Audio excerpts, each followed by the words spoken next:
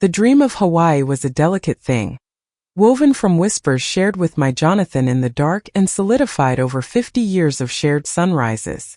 It was our promised land, the place we would go when the children were grown, when the mortgage was a memory, and when our hands were spotted with the ink of a life well lived. It was meant to be the final, shimmering chapter of our love story, a celebration of a half-century of partnership. Jonathan passed 3 years before that golden anniversary arrived, leaving the dream resting solely on my shoulders, a fragile, beautiful weight. I decided then that I would still go. I would go for both of us. I would feel the warm sand for him, watch the sunset paint the sky in his favorite shades of orange and purple, and I would whisper my love to him on the Pacific breeze. It became a mission, a sacred pilgrimage to the memory of the man who was my entire world. For 3 years, every penny I could spare was funneled into what I called the Aloha Fund. The name felt cheerful, a little bit of sunshine in the quiet gray of my widowhood. I became a master of frugality. I patched clothes I would have once replaced. I cultivated a vegetable garden that supplied most of us for my meals, and I learned to find joy in the simple act of watching a bank balance tick slowly, painstakingly, upward. Each dollar was a testament to my devotion, a small stone laid on the path back to him. When I told my son Marcus and his wife Denise about my plan, their reaction was a lukewarm sort of enthusiasm. "That's nice, Mom," Marcus had said, his eyes already drifting back to his phone. Denise, however, saw an opportunity. "Hawaii. Oh, Evelyn, how wonderful. We've never been. Marcus works so hard he could really use a break. The kids would just adore it." Her voice was a confection, spun sugar and honey, a sweetness I had long ago learned to distrust. Her suggestion hung in the air, a baited hook shimmering with the promise of family unity. My heart, foolish and ever hopeful, saw a chance to reconnect. Since Jonathan's passing, the distance between Marcus and me had grown into a quiet chasm. He was absorbed in his own life, his own family, and Denise was the gatekeeper to his time and affection. Perhaps this trip, this beautiful tribute to his father, could be a bridge. And so the dream for 2 became a dream for 5. My solitary pilgrimage transformed into a grand family vacation. The budget swelled, the planning grew more complex, and my quiet, intimate vision was replaced with spreadsheets for kid-friendly activities and debates over resort amenities. I didn't mind. I told myself I didn't mind. I paid for everything. The first-class plane tickets Denise insisted were necessary for her sensitive back, the sprawling 2-bedroom suite with an ocean view, the non-refundable deposits for luau's and snorkeling excursions. The Aloha Fund, my sacred coffer of love and memory, was drained to its last cent. But seeing the manufactured smiles on their faces, hearing Denise tell her friends on the phone about her mother-in-law's incredible generosity, felt, for a fleeting moment, like a worthy return on my investment. The betrayal, when it came, was not delivered with a dramatic confrontation or a tearful confession. It arrived silently, clinically, through the cold blue light of my phone screen. It was a Tuesday morning, 2 days before our departure. The suitcases were packed and standing like sentinels by my front door. My heart was a hummingbird, fluttering with an anxious excitement I hadn't felt in years. I was just watering my ferns when my phone buzzed on the kitchen counter. It was a text from Marcus. My first thought was that he was checking in, perhaps sharing in my excitement. I smiled as I picked it up, wiping a smudge of dirt from the screen with my thumb. And then I read the words. "You won't be joining us. My wife prefers to keep it only her family." The world tilted on its axis. The words made no sense, yet they were brutally, undeniably clear. I read them again and again. Each reading was like a physical blow, knocking the air from my lungs until I was gasping silently in my sun-drenched kitchen. The cheerful buzz of the refrigerator, the distant chirping of sparrows in the garden, it all faded into a deafening roar in my ears. The phone felt impossibly heavy in my hand, a block of ice burning my skin. Her family. Was I not his family? Was I not the matriarch, the root from which he had sprung? Was the woman who had borne him, raised him, and just spent her life savings to give his family a dream vacation, now an outsider? The cruelty of it was breathtaking. It was a clean, precise incision that severed something deep within me. The phrase "my wife prefers" was the most cutting part of all, a stark admission of where his loyalty lay. He hadn't even bothered to craft a kinder lie. He had simply relayed the decree of his queen, and I, the dowager, was banished from the kingdom. For a long time I just stood there frozen. The sunlight streaming through the window felt intrusive, mocking my sudden profound darkness. My mind raced, a frantic slideshow of memories. Marcus as a boy, his small hand in mine, Jonathan, his eyes twinkling as we talked about our Hawaiian dream. Denise, her arm linked through mine at the travel agency, cooing about how this would create memories to last a lifetime, whose memories, I wondered with a horrifying clarity. Not mine. I had been demoted from participant to sponsor. I was the bank, the facilitator, the means to an end. And now that the means had been provided, my presence was not only unnecessary but unwanted.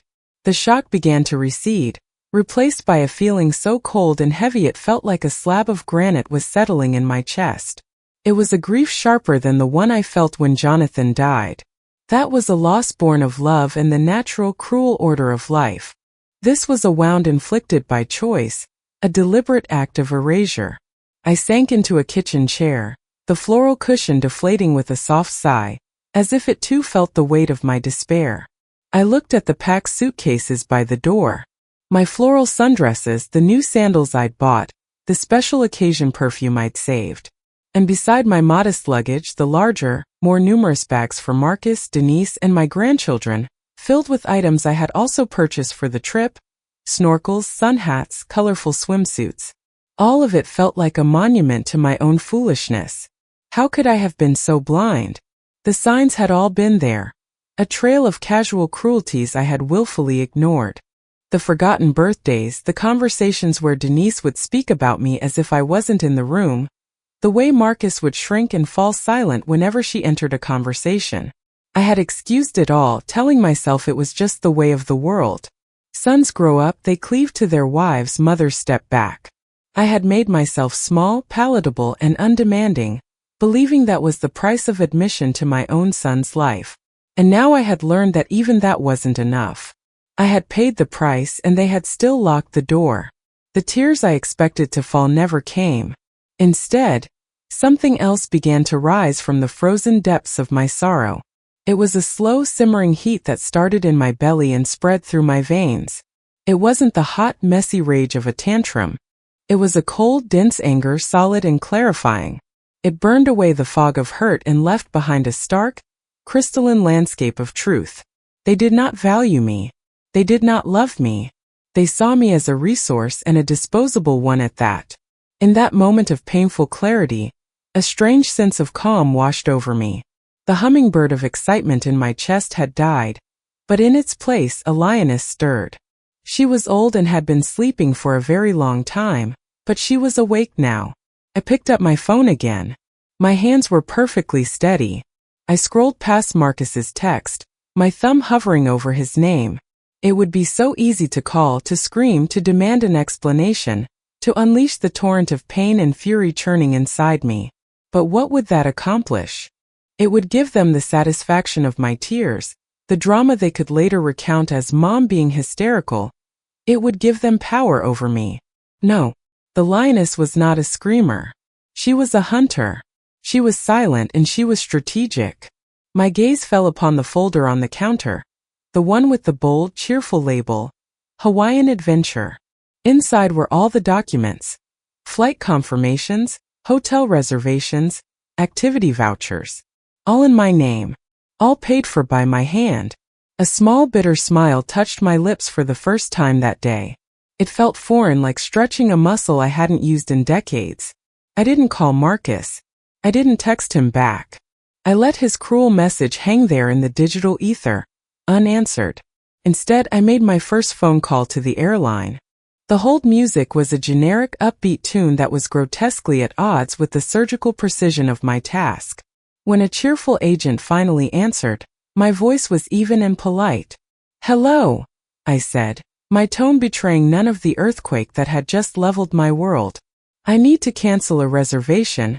I gave her the confirmation number, reading it from the paper in front of me. I canceled all 5 tickets. First Marcus's, then Denise's, then the children's, and finally my own. With each cancellation I felt a thread snap. It was the sound of a tether breaking, the severing of a one-sided obligation that had bound me for years. Next I called the resort, the luxurious 5-star hotel with the oceanfront suite that Denise had spent hours researching. The concierge was smooth and professional. "Canceling, Madam Johnson? Is there a problem?"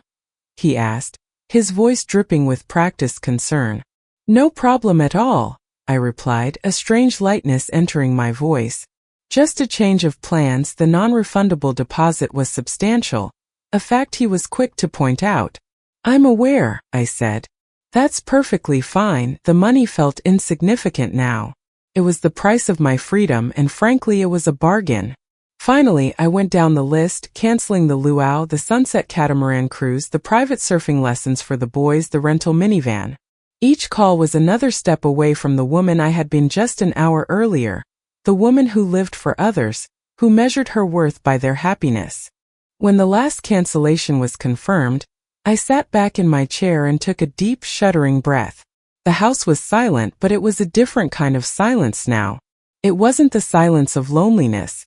It was the silence of sovereignty. I was the queen of this quiet, empty castle. The granite slab in my chest had dissolved, and in its place was a vast open space. It was terrifying and it was exhilarating. I looked at my phone. Still no follow-up from Marcus. He had thrown his grenade and hadn't even bothered to look back to see the devastation. He probably assumed I was weeping, or perhaps packing his bags for him anyway, the dutiful mother to the very end. The arrogance of it was what finally solidified my resolve into something unbreakable. I thought of Jonathan. I closed my eyes and pictured his face, the kind crinkles around his eyes when he smiled. What would he say if he could see this? He would be furious. Not with a loud, blustering anger, but with a deep, rumbling disappointment in the son he had raised. Jonathan believed in family, but he also believed in respect. "Don't ever let anyone treat you like a doormat, Ev," he used to say. Not even our own blood. For years, I had forgotten his words, trading my dignity for scraps of affection from my son and his wife. No more. This trip was meant to honor Jonathan, and the best way to honor him was to honor myself, the woman he had loved and respected for 50 years. The original dream of Hawaii flickered back into my mind. Not the boisterous, chaotic family version, but the quiet, romantic one. The one with long walks on the beach, with cocktails at sunset, with conversations that didn't require me to censor myself. The dream was still beautiful. It was the guest list that had been wrong. An idea sparked, bright and defiant. I still had the time off. The house was already looked after by a neighbor. The desire for sun and sea was still a potent ache in my soul. I wasn't going to let them steal my dream. I was just going to recast it. There was only one person in the world who would understand, who would not question, who would simply pack her bags. I scrolled through my contacts and pressed the call button next to the name Loretta, my oldest friend. We had met in kindergarten and had navigated every stage of life together. Scraped knees, teenage heartbreaks, weddings, babies, and the profound shared grief of widowhood. She answered on the second ring. "Evelyn, to what do I owe the pleasure? Aren't you supposed to be packing your hula skirt?" Her voice was warm and familiar, a balm to my raw nerves. And for the first time that day my voice broke. The story tumbled out of me, not as a hysterical rant, but as a calm, factual recitation of the text message and the subsequent phone calls. I told her everything. Loretta listened without interruption, a skill she had perfected over 65 years of friendship. When I finished, there was a beat of silence on the line, and it was the most validating silence I had ever heard. It was filled with her unspoken rage on my behalf. "That little," she started, then caught herself. "Well, I have a few names for your daughter-in-law, but I'll save them for later. So let me get this straight. You paid for the entire 5-star vacation, and they cut you out 2 days before you leave." "That's the gist of it," I said, a watery chuckle escaping me. It sounded like a sound from a stranger. "And you canceled everything?" Every last bit of it. Good, she said, her voice firm and resolute. Good for you, Evelyn Johnson. It's about damn time. Then she paused. So what are you doing for the next 10 days? The question hung in the air, filled with unspoken possibility. I was thinking, I said, the idea feeling more real as I spoke it aloud. That Hawaii still sounds pretty wonderful. And I happen to have a newly available prepaid first-class plane ticket with no one's name on it yet. Would you be interested in a last-minute trip? Loretta's laughter boomed through the phone, a joyous, life-affirming sound. Are you kidding me? Ask me a harder question. I'll have my bags packed before you can say mahalo. Send me the details. We are going to have the time of our lives. After we hung up, I felt a giddiness I hadn't experienced since I was a young woman. I went online and with a few clicks, booked 2 new tickets to a different Hawaiian island, Kauai, a place Jonathan and I had never discussed, ensuring it would be free of ghosts. I booked a charming bungalow at a boutique hotel, not a sprawling resort. It was smaller, more intimate, and entirely for us. The cost was a fraction of the original trip, and the feeling of booking it for myself for my friend was priceless. I was not just salvaging a vacation, I was staging a coup, a quiet personal revolution. It was only then, hours later, that my phone rang. It was Marcus. I let it go to voicemail. A minute later, a text appeared. Mom, call me. The airline app isn't showing our check-in info. Is there a problem? The casual entitlement of it was almost comical. I typed a simple reply, my fingers steady and sure. There seems to have been a change of plans. I've canceled the trip. I didn't add any explanation. I didn't offer any apologies. I simply stated the fact. The ball was in his court. The ensuing explosion was immediate and predictable. A series of rapid-fire texts, escalating in tone from confusion to disbelief to outright fury. What do you mean you canceled? You can't do that. Denise is in tears. The kids are devastated. What is wrong with you? This was supposed to be a family trip. And the final pathetic plea.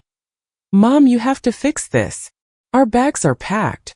I read each message with a feeling of profound detachment, as if I were observing the behavior of a particularly volatile species in a nature documentary.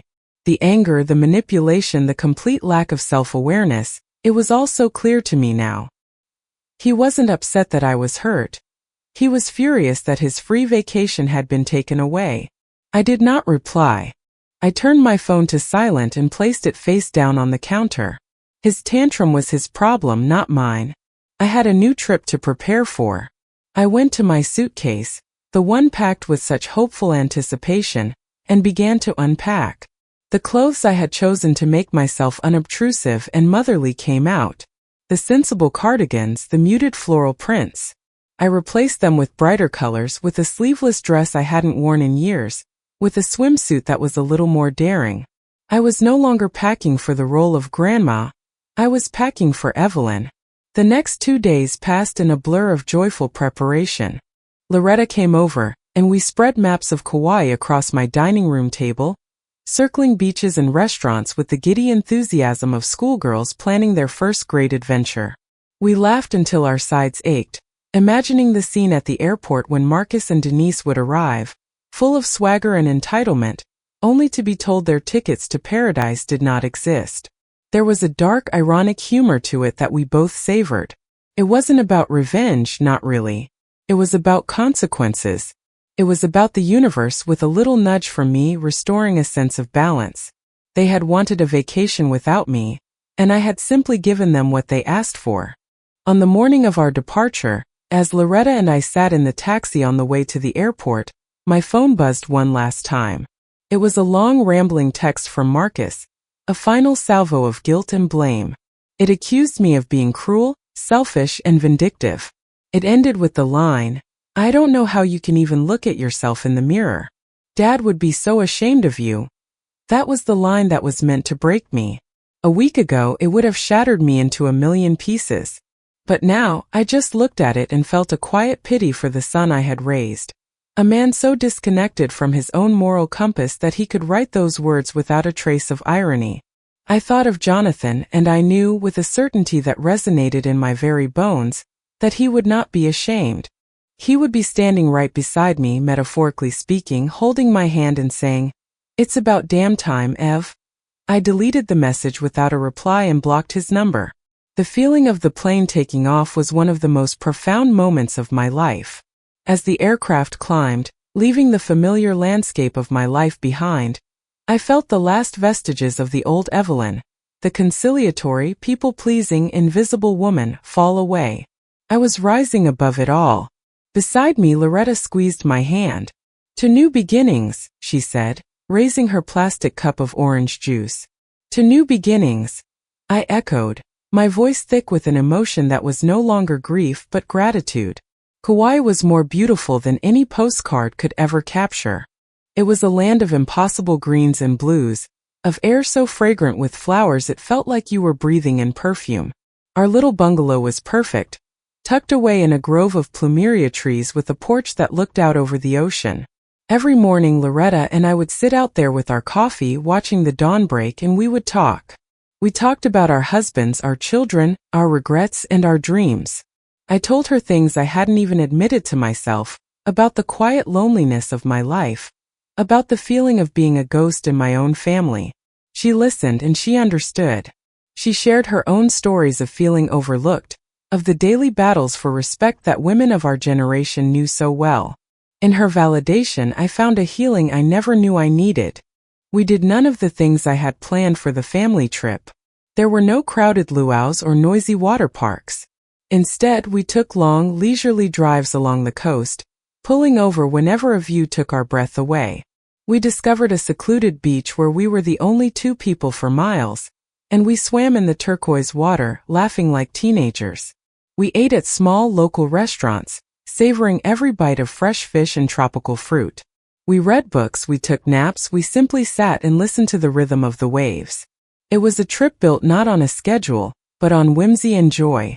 One afternoon, as we were walking along the shore, the waves washing over our bare feet, I had a profound realization. For my entire adult life, I had lived by the golden rule: love your neighbor as yourself.